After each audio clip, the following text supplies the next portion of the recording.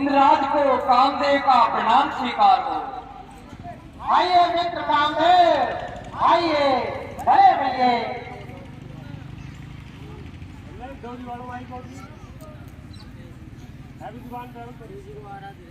इंद्रदेव, आज आपने मुझे किस प्रयोजन से याद किया है? हे मित्र कामदेव, बैठा हुआ था, अचानक मेरे धातु से बने स्वर्ग का ये सिंहासन अपने आप ही कंपायमान होने लगा। मुझे ऐसा प्रतीत हुआ कि मेरे इस स्वर्ग के सिंहासन को पाने के लिए अवश्य कोई घोर तप कर रहा है। मैंने इस दिशा में जाना तो मुझे पता चला कि नारद मुनि मेरे इस स्वर्ग के सिंहासन को पाने के लिए घोर तप कर रहे हैं। मैं चाहता हूं मेरे मित्र, आप नारद मुनि की तपस्या को भंग कर दें। हे मित्र इंद्रदेव, आप किसी प्रकार की चिंता मत कीजिए। मैं आपका काम सकुशल पूर्ण रूप से कर दूंगा। मित्र कामदेव, मुझे आपसे ऐसी ही आशा थी। ठीक है मित्र, अब मुझे आज्ञा दीजिए। बहुत अच्छे मित्र।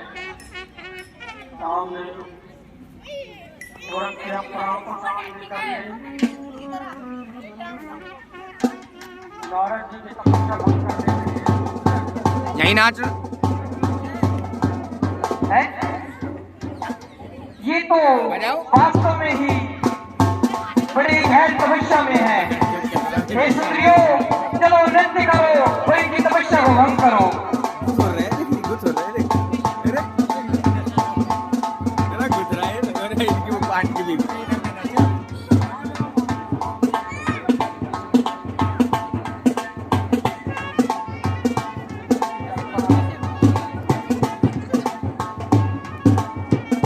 जप कराए, अनेक प्रकार की भाव भंगवाएं दिखा करके नारद जी की तपस्या को भंग करने का प्रयास करते हैं। चिपट जाओ ना नारद के भंग नु है। अब मुझे दूसरे शस्त्र का प्रयोग करना चाहिए।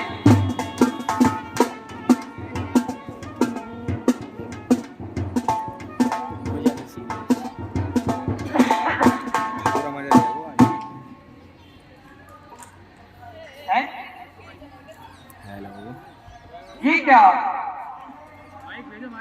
नारद मुनि महाराज तो वास्तव में बहुत गहन तपस्या में लीन है। ये तो मेरे सभी प्रयासों को विफल कर दिया है इन्होंने।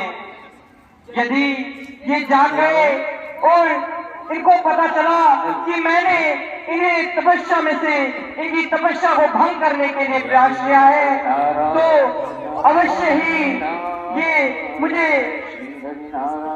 घोर दंड देंगे। इसलिए अच्छा होगा कि मैं भी इनके चरणों में गिरकर माफी मांग लेता हूँ। हे मुनिराज, त्राहिमाम त्राहिमाम त्राहिमाम। ये इंद्रदेव, ये कामदेव आपके चरणों में गिरा हुआ है और आपसे माफी की याचना कर रहा है। त्राहिमाम त्राहिमाम त्राहिमाम। नारायण नारायण। ओ रावण में से लगूं जैसे तू देख। तुम कौन और इस प्रकार मुझसे क्षमा याचना क्यों कर रहे हो वत्स?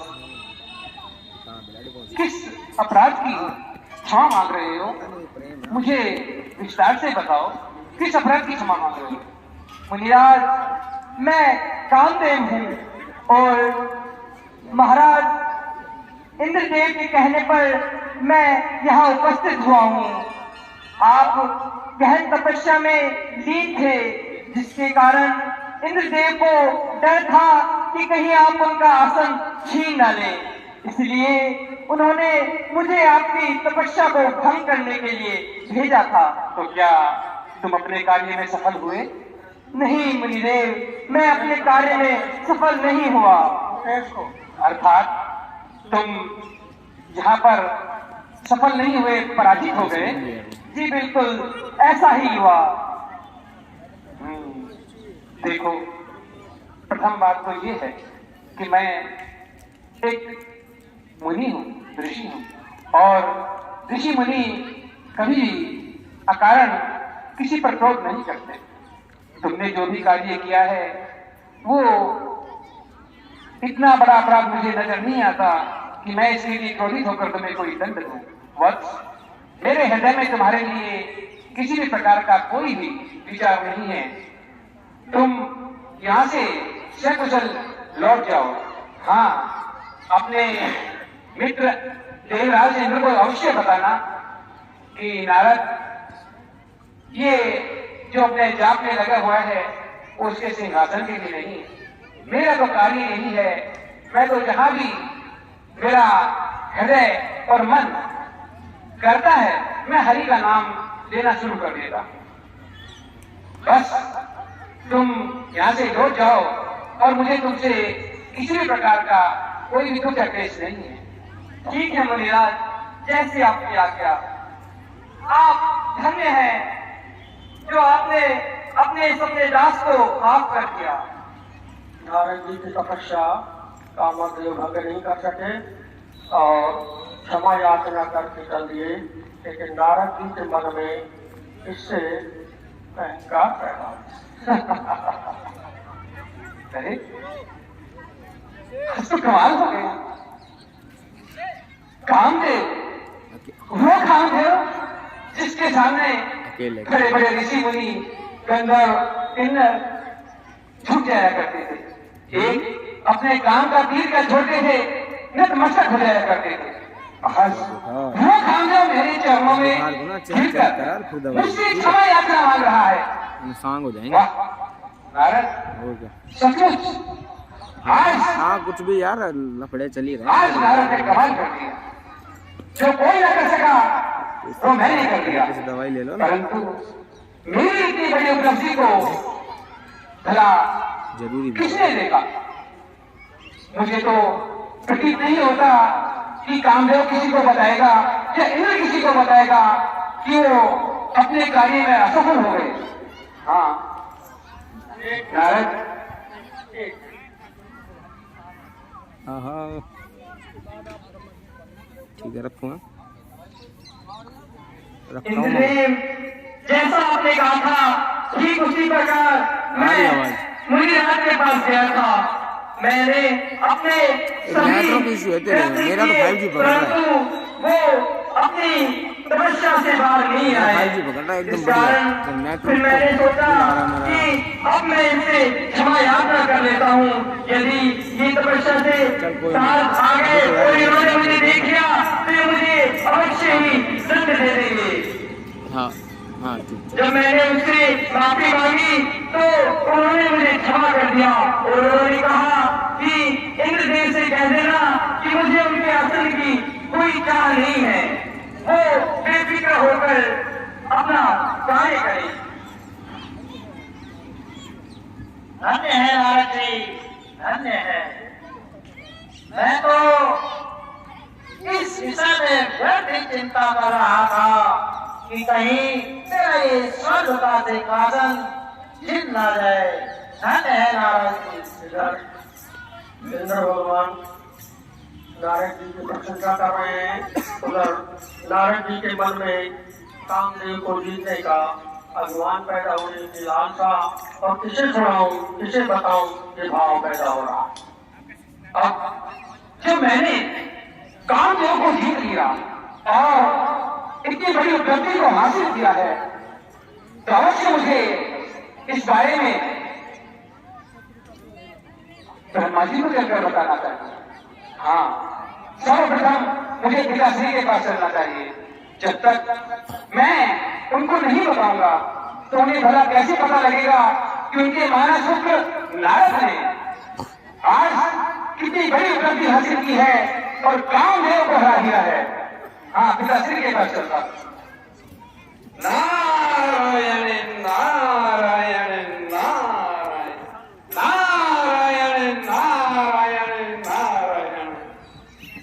पिताश्री, आपके पुत्र नारद का प्रणाम स्वीकार कीजिए। आयुष्मान भव।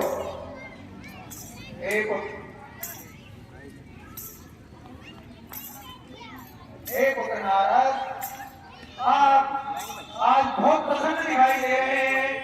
आपकी प्रसन्नता का क्या कारण है? पिताश्री, आप तो जानते हैं मेरा स्वभाव ही ऐसा है कि मैं हमेशा प्रसन्नचित्त रहता हूँ।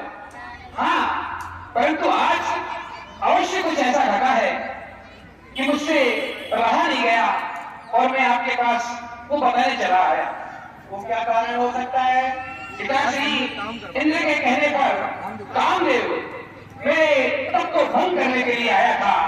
कहीं इंद्र को ऐसा लगा कि मैं ये जब उसके सिंहासन को पाने के लिए कर रहा हूँ, परंतु पिताश्री वो कामदेव मेरे तप को भंग नहीं कर सका और मेरे चरणों में गिरकर क्षमा याचना करने लगा और आपके इस पुत्र ने उस कामदेव को हराकर क्षमा कर दिया। बस यही प्रसन्नता आज मेरे मुख पर आपको दिख रही है। पुत्र, आपने बहुत अच्छा कार्य किया है। आप क्षमा करने योग्य व्यक्ति को क्षमा कर देते हैं, लेकिन ध्यान रखना, ये बात आप शिव जी भगवान को मत बताना या विष्णु जी को भी मत बताना। वो उन दोनों से इन बातों को गौण रखना, उन दोनों को इस बारे में कोई इनसे चर्चा ही मत करना। बहुत अच्छा पिताश्री, जैसी आपकी आज्ञा। आप अपने पुत्र को जाने की आज्ञा दीजिए और मेरा प्रणाम स्वीकार कीजिए। आयुष्मान भव। सच का बुढ़ापा बड़ी बुरी चीज है। अच्छे खासे इंसान का दिमाग घुमा देती।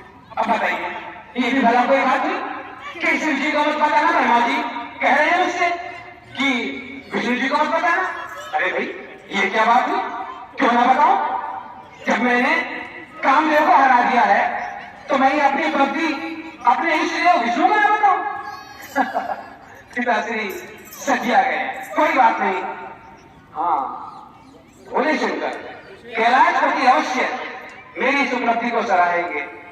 उनके पास चलता हूं। नारायण नारायण नारायण नारायण नारायण नारायण। हे कैलाशपति, नारद का प्रणाम स्वीकार कीजिए। आयुष्मान भव नारद जी, आज आप काफी समय बाद आए हैं यहाँ और बड़े प्रसन्न दिख रहे हैं। इस प्रसन्नता का कारण क्या है?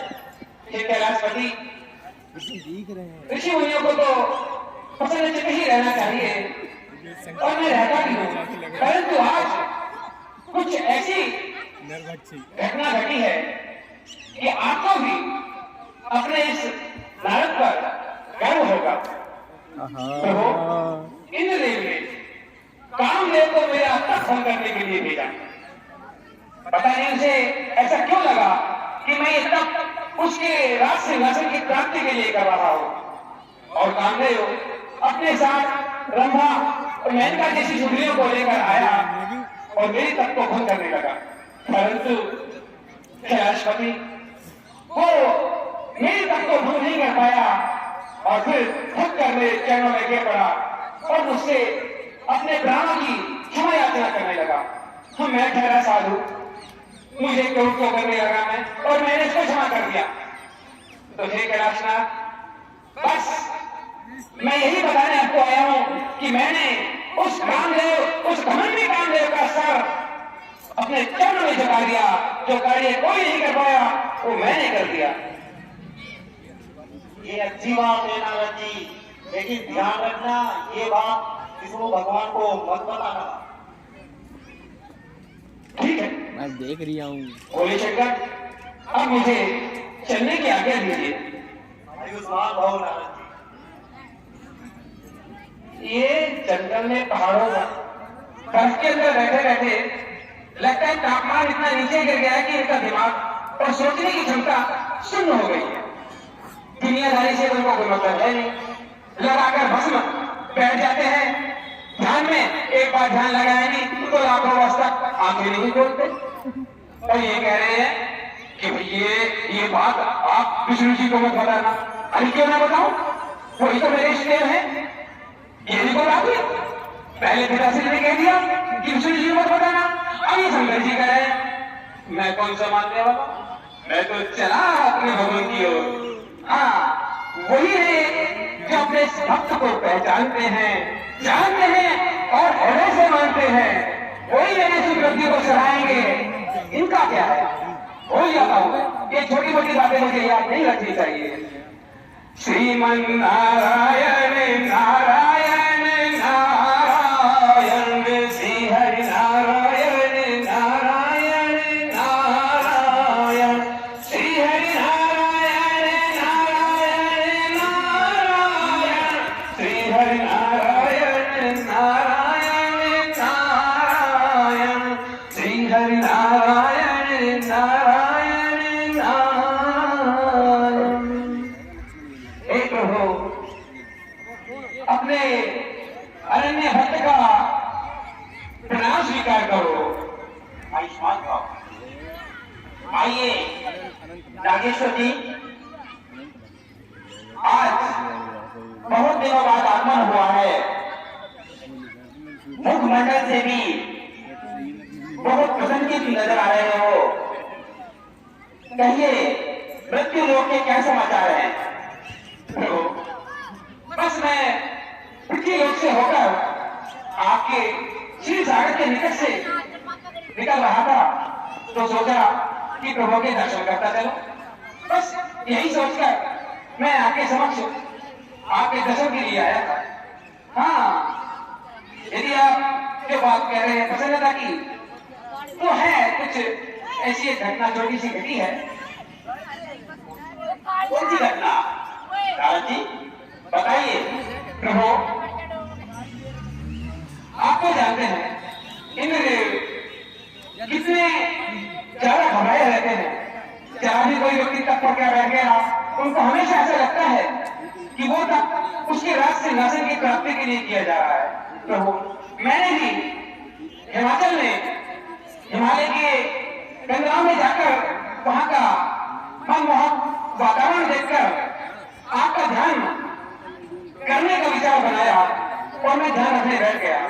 इधर इंद्र ने ये सोचा कि मैं उसका सिंहासन प्राप्त करना चाहता हूँ और मेरी तक को भंग करने के लिए उसने कामदेव, वही अरे वो घमंडी कामदेव जो ना जाने अपने आप को क्या समझता है, परंतु प्रभु वो अपने साथ मैं का ब्रह्मा को लेकर आया जरूर और उसने अपने तमाम काम के बाण चलाए, लेकिन सामने तो आपका भक्त था प्रभु। अब मैं उन सुंदर नारियों से कैसे विचलित होता? तो प्रभु, मैं तो बस आपके नाम के जाप में लगा रहा और वो अपने असफल प्रयास को बार बार दोहराता रहा। अंत में थक हार कर मेरे इन चरणों में प्रभु, आपके इस भक्त के चरणों में गिर गया। बहुत अच्छा नारद जी। और ये क्या हुआ? क्षमा करने लगा, अपने प्राणों की उत्साह मांगने लगा।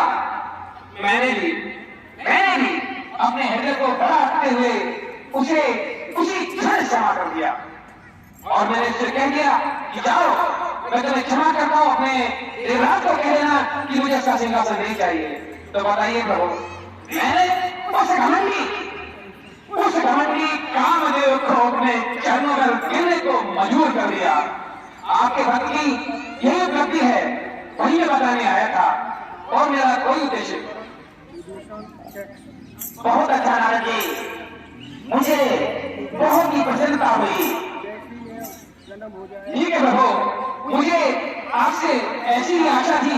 एक आप ही तो है जो अपने भक्त की हर भावना का ख्याल करते हैं। सचमुच आप भक्त वत्सल हैं। अच्छा, मैं चाहता हूं प्रभु, बहुत अच्छा।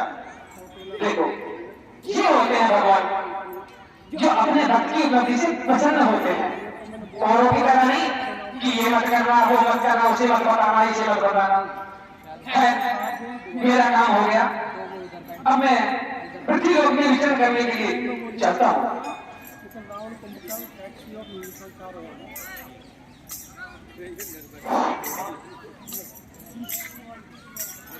भाई पंकज देख लो।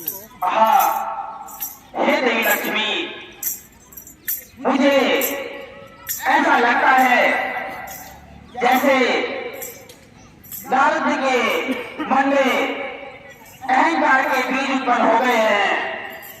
अतः मुझे उससे ये अहंकार के बीज को उखाड़ फेंकना होगा। मुझे याद आया, इस वक्त मुझे शोक माया को बुलाना होगा। चल मेरी माया, चल मेरी योग माया।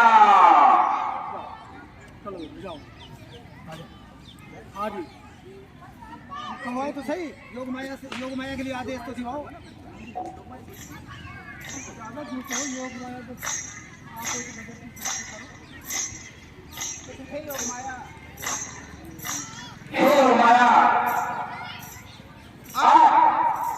जिस स्थान से, जिस मार्ग से ऋषि आए, उस मार्ग पर एक नगर का बसावट करना, जिसका नाम श्रीनगर होगा। वहां की प्रजा शीलवान और गुणवान होगी। वहां के राजा शील लेने होंगे। बहुत अच्छा मारा।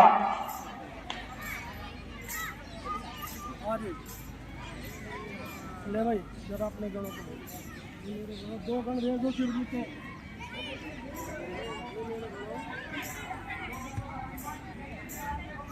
प्रसन्न मुद्रा में चले जा रहे हैं।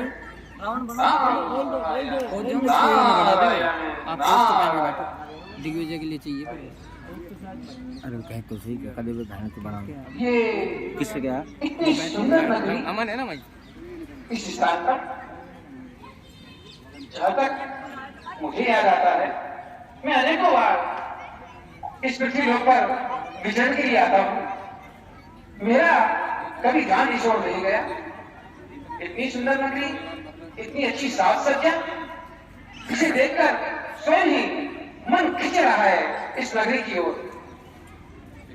देखना तो चाहिए कि ये कौन सी नगरी है, कौन इसका राजा है। हाँ, मुझे इस नगरी में चलना चाहिए। नारायण नारायण नारायण। वाह, यहाँ की शोभा तो बड़ी निराली है। यहाँ के ऊंचे ऊंचे भवन और इनकी साज सज्जा देखकर तो ऐसा प्रतीत होता है जैसे स्वर्ग लोक का ही कोई प्रतिरूप सामने आ गया हो। मुझे यहाँ के राजा के पास चलना चाहिए। ऐसे राजा से तो मिलना चाहिए जिसने इतनी भव्य नगरी का यहाँ पर निर्माण किया हुआ है।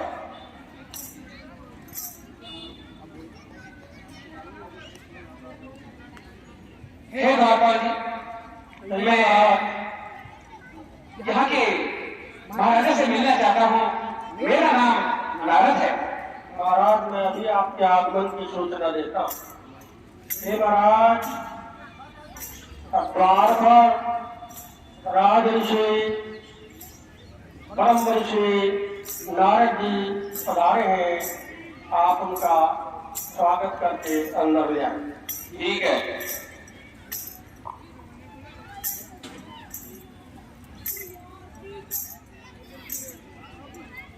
ऋषि श्रेष्ठ के चरणों में राजा शैल जी का प्रणाम स्वीकारो। यशस्वी हो राजन, चिरायु हो। हे ऋषि श्रेष्ठ, आइए आइए।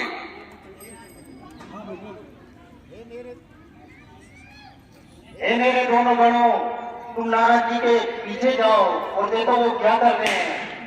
जाओ। आसन ग्रहण कीजिए। माइक ला दे।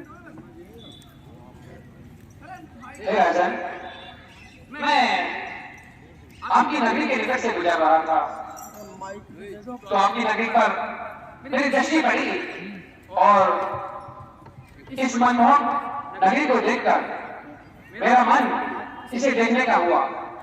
बस आपकी नगरी देखने लगा तो इच्छा हुई कि इतनी भव्य और सुंदर नगरी बनाने वाले राजा से एक बार मुलाकात करनी चाहिए। बहुत अच्छा किया ये ऋषि श्रेष्ठ, आपने बहुत ही अच्छा किया जो आप यहाँ पर आए हैं। प्रभु अब आप आए हैं तो एक छोटा सा काम भी कर दीजिए। मेरी पुत्री विश्व मोहिनी की हस्तरेखा देखकर इसके दोस्त और गुण बदलाइए। पंकज बना दो, पंकज ही बना दो। हे राजन, आपने जो कहा है मैं वो अवश्य करूंगा। लाओ मुझे अपना हाथ दो।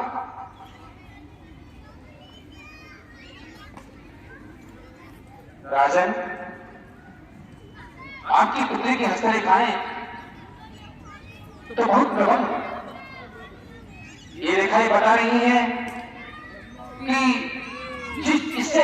जिसका विवाह होगा वो तीनों लोगों का स्वामी होगा, नाथों का नाथ होगा और जिसकी पूजा की जाएगी युगों युगों तक। और इतना प्रबल भाग्य है आपकी पुत्री का कि मैं बखान नहीं कर सकता।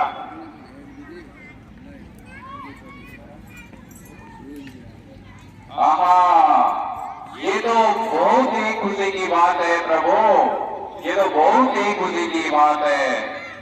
देखो राजन, मेरे चलने का समय हो गया है। जाते जाते इतना ही कहूंगा कि पुत्री विवाह योग्य हो गई है आपकी, तो शीघ्र ही इसके विवाह का इंतजाम करो और स्वयंवर का आयोजन करो। मैं चलता हूँ। ठीक है प्रभु।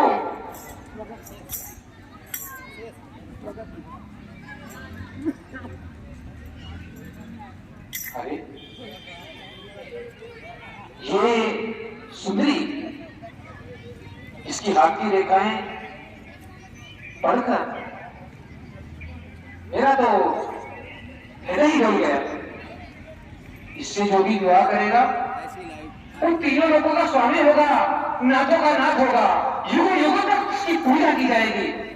महाराज, ये अवसर, इस स्वर्णिम अवसर हमें हाथ से नहीं जाने देना चाहिए। क्यों ना मैं स्वयं विश्व मोहिनी से विवाह कर लूं और फिर मैं तीनों लोगों का स्वामी होगा, मेरी पूजा की जाएगी। परंतु मेरे इस तपसी शरीर को और इस बिखरे केशों को और बुढ़ापे मुख को देखकर क्या वो नव यौवना मुझे भर लेगी? कदापि नहीं। फिर क्या किया जाए? विवाह तो मुझे उसी से करना है। हाँ, क्या जाए? ऐसे कार्य के लिए तो मेरे प्रभु श्री नारायण, उनके पास चलता हूं। वही मेरी समस्या का निवारण करेंगे। हाँ, अरे चलो भगवान विष्णु जी के पास चलना। विष्णु भगवान को भेजिए से रामलीला कमेटी 100 रुपए भगवान की भेंट कर रहे हैं। उनका कमेटी धन्यवाद करती है। ये लोग तिजारा से हमारी रामलीला कमेटी को निमंत्रण देने के लिए आए हैं। हम इनका अभिनंदन करते हैं, स्वागत करते हैं।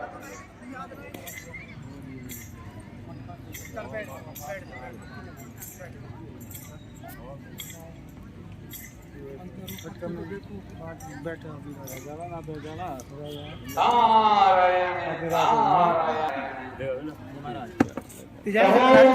आज तिजारा भारत का प्रणाम स्वीकार कीजिए। सरकारी बाजार में बड़ी रामलीला हुई सरकार की, गवर्नमेंट कराती। कहिए नारद जी, कैसा आह्वान हुआ? प्रथम दिवस है आज। प्रभु, आज आपके इस भक्त को आपकी मदद की आवश्यकता है और मैं जानता हूं आप बहुत वक्तल हैं, मुझे कभी निराश नहीं करते। अवश्य बताइए नारद जी।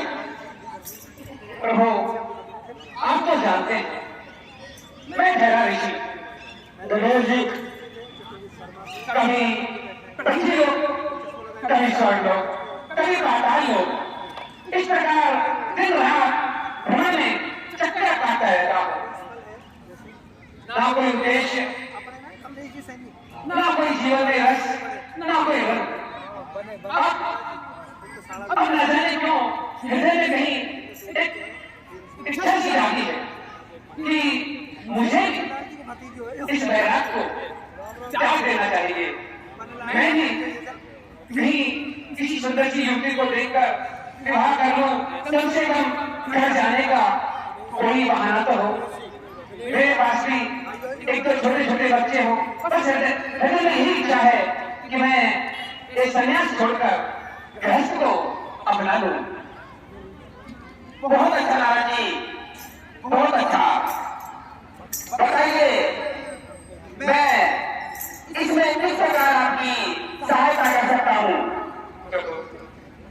बस बात यह है कि मुझे पृथ्वी लोक में श्रीनगर नाम के नगर में वहां के राजा श्रीनिधि की पुत्री मन आ गई है और मैं उससे विवाह करना चाहता हूं, परंतु आप तो जानते हैं प्रभु कि मेरे इस रूप को देखकर कदापि कोई भी कन्या मुझे पसंद नहीं करेगी। इसलिए मैं चाहता हूं कि मैं आपके स्वरूप को कुछ देर के लिए पा जाऊं। अगर आप अपना ये स्वरूप कुछ समय के लिए मुझे दे दें तो मेरा काम हो जाएगा प्रभु और आपका भक्त अपनी गृहस्थी बसा लेगा। हाँ नारद जी, अवश्य हम तो भक्तों का कल्याण करने के लिए ही है। लीजिए आप मेरा स्वरूप ले जाइए और स्वयं की ओर प्रस्थान कीजिए। मैं वही कार्य करूंगा जिसमें तुम्हारा कल्याण हो।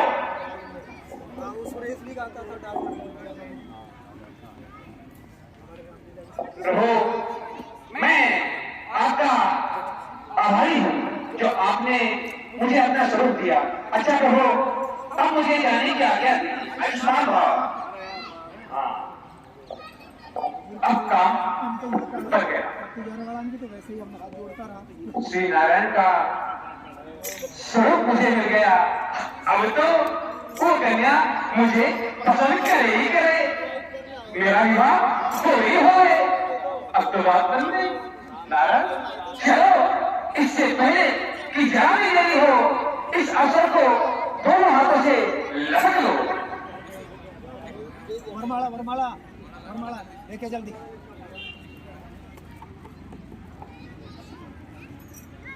महाराज आपकी पुत्री के स्वयंवर का समय निकट आया।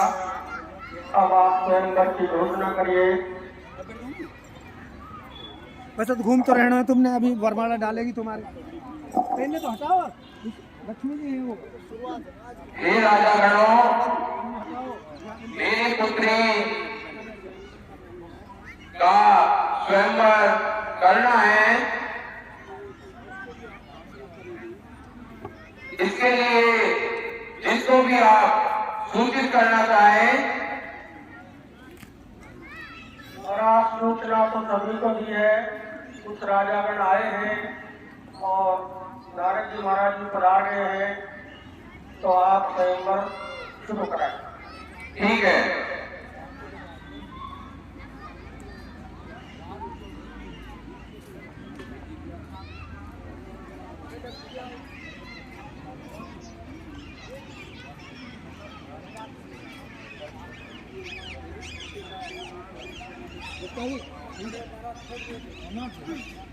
बढ़िया बढ़िया लगेगा थोड़ा सा। आ जाओ अजय भाजी, भाजी बोल रहे। ना ना ना हमारे तो यहाँ इंदिरा मशीन चला रहे तुम इस क्रम में चलो सब बरमाला कराओ। अरे यार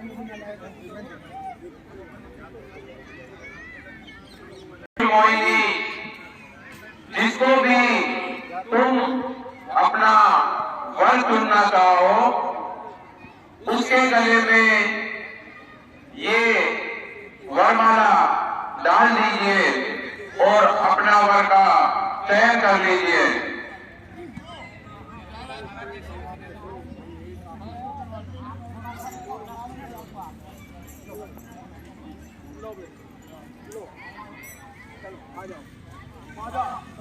दोनों हाथ फ्री करो।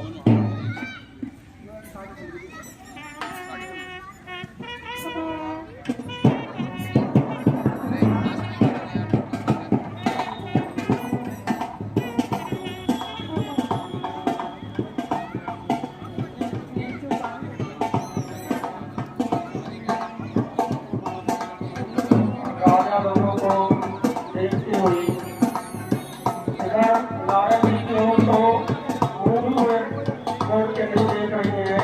नारद जी उचक उचक करके अपना रूप दिखाने का प्रयास कर रहे हैं। नारद जी को और सब लोग तो नारद जी के रूप में देख रहे हैं, लेकिन राजकुमारी को नारद जी एक भूरे बालक के रूप में दिखाई दे रहे हैं।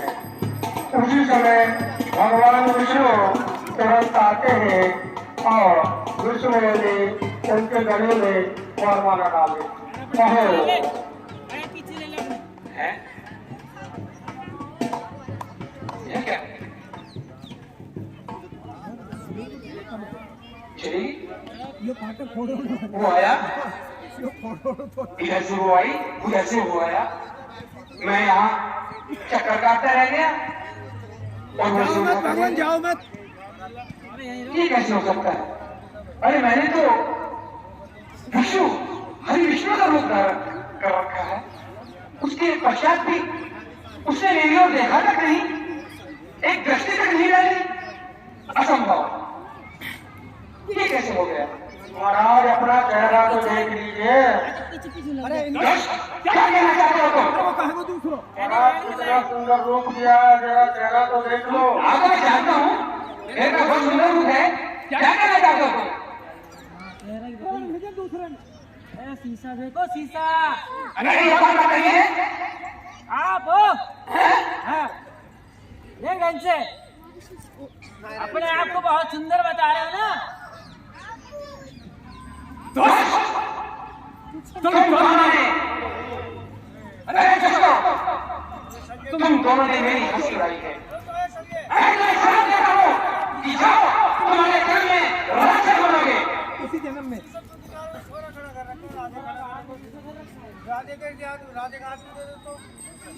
चलिए,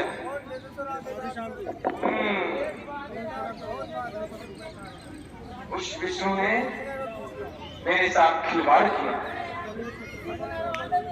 उसका तो कार्य है लोगों से छल करना। कभी मोहिनी का रूप धारण कर भस्मासुर को छल लिया, तो समुद्र मंथन के समय पानी छल से लक्ष्मी को प्राप्त कर लिया। मनूर शत्रु का खबर। लेकिन विष्णु, इस बार तुमने जिसे छला है वो कोई सामान्य इंसान नहीं है कि जो तुम्हारी इस गति को क्षमा करेगा। विष्णु, तुम्हें अब पता लगेगा कि तुमने किसकी भावनाओं के साथ खेला है। छोड़ूंगा नहीं मैं। अरे हो भगवान, उड़ता था मैं हमेशा सोते जाते मेरी इस जीवन पर एक ही नाम होता था, नारायण नारायण नारायण। अरे कहेगा नारायण, कहेगा भगवान। जब अपने भक्त की भावनाओं के साथ खेले तो छोड़ गए। अरे ऐसे भगवान को तो मिट्टी में डाल दो। मैं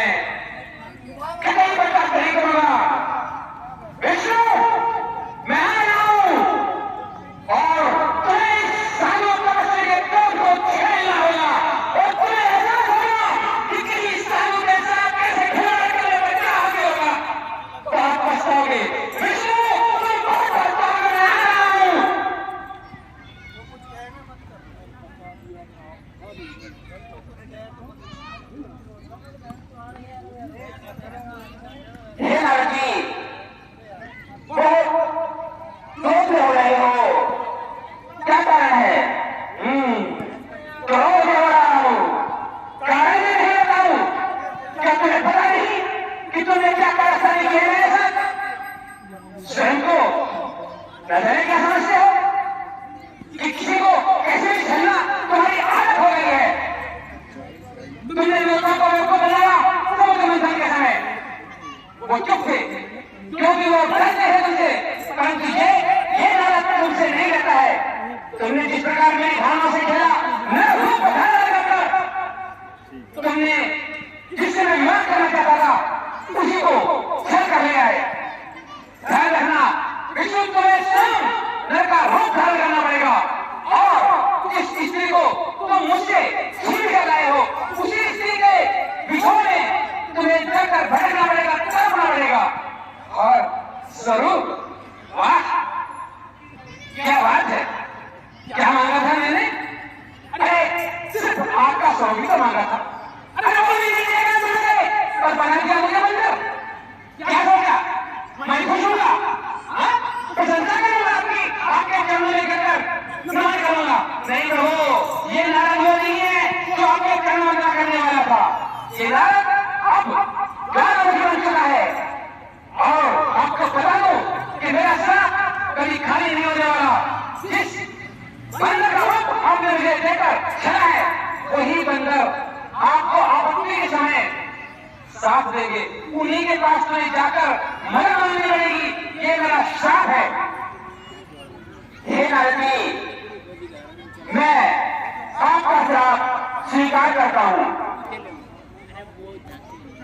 मैं माया वापस ले रहा हूं।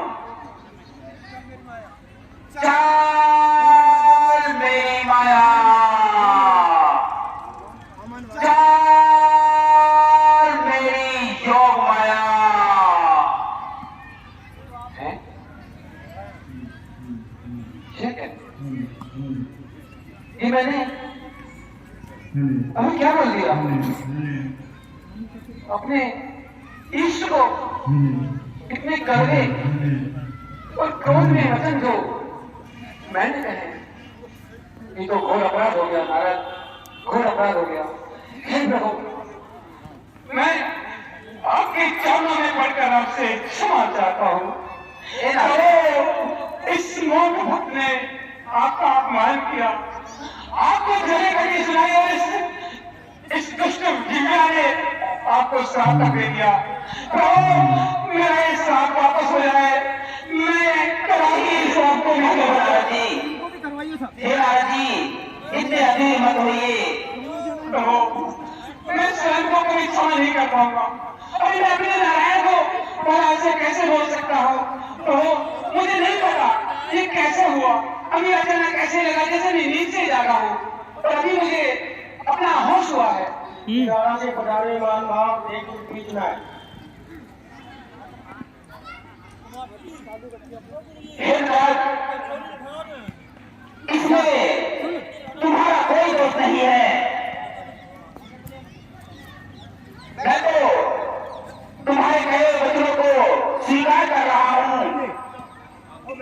ये सब मेरे द्वारा स्वागत रची हुई माया थी। आ जाए जब भी मेरे भक्त के हृदय में या मन में जब कभी उत्पन्न होता है तो मैं हमेशा सामने भक्त का भला करता हूँ और ऐसी मायाएं मैं रचता रहता हूँ। यह सब कुछ हे नारद जी, यह सब कुछ तुम्हारे हित के लिए ही था। आप इस अपराध से मुक्त हो जाओ। मेरे आनंद देव शंकर देव का विधि विधान से पूजन करो, आपको इससे शांति प्राप्त होगी। प्रभु, सत्य ने आप अपने भक्तों की जितनी देखभाल और चिंता आप करते हैं कदापि कोई नहीं करता। सच आपने मेरे हृदय को कोमल बना दिया और इसे दोष मुक्त कर दिया।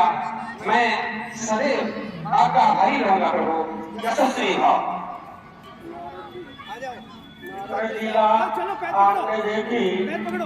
नारद जी अब दोनों शंकर भगवान क्या कहना चाहते हैं भाई? महाराज नारद जी हमें क्षमा कीजिए, हमें क्षमा कीजिए, हम शिव जी के गण हैं, कोई राक्षस नहीं है। देखो पहले तो खड़े हो जाओ।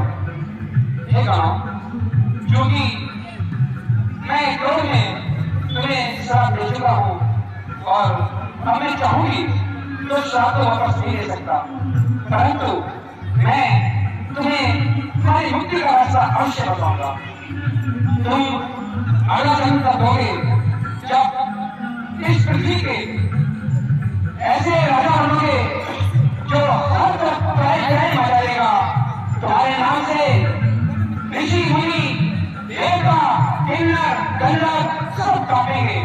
तुम ऐसे दिमागी राजा बनोगे जिसका पूरे लोक में तीनों लोक में नाम होगा। और उसके बाद तुम्हें मुक्ति का मार्ग बताता। स्वयं भगवान विष्णु रामचंद्र जी के अपने अवतार लेकर आएंगे और उनके हाथों तुम दोनों की मृत्यु होगी और तुम्हारा ये श्राप खत्म होगा। तुम्हें वापिस अपने लोक में जाने का अवसर मिलेगा। इसलिए जाओ और मेरे श्राप को बिना कष्ट किए मुक्त हो। स्वामी जी